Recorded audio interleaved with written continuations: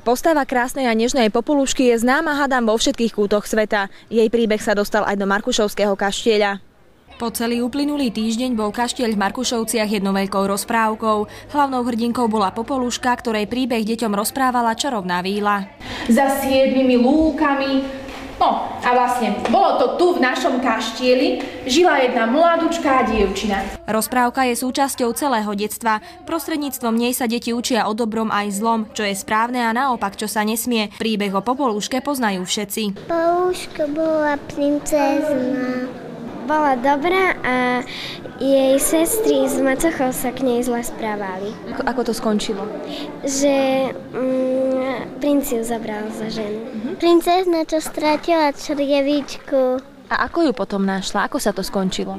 Doniesol jej ju princ. A bola tam jedna víla, sme tam s ňou upratovali. Čo ste upratovali? Sme upratovali šošovicu a sme zametali. A to všetko kvôli čomu sa dialo?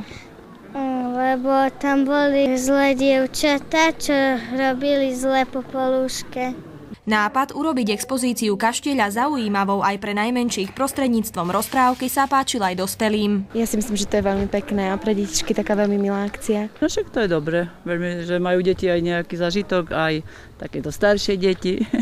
A ešte celkom staršie. Vám sa to osobne páčilo? Áno, veľmi sa mi páčilo, hej. Určite to nie je nuda, majú to spestrené, takže je to krásny deň detí. Potom, ako sa rozprávka o Popoluške skončila tak, ako mala, teda princ vďaka črievičke našiel tú pravú, na deti v parku kaštieľa čakali ďalšie rozprávkové bytosti. Tak, detičky, dovoľte mi, aby som sa vám predstavila.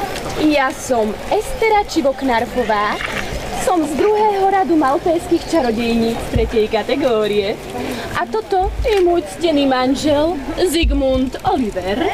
Viete, nepočúval ma, a tak som si ho začarovala na jašteričku. Okrem čarodejnice deti navštívili aj vodníka, ktorý sa vyhrieval na teplom slniečku. Rozprávkovú atmosféru doplňalo aj predstavenie či tvorivé dielne na nádvorí pred letohrádkom Dardanely.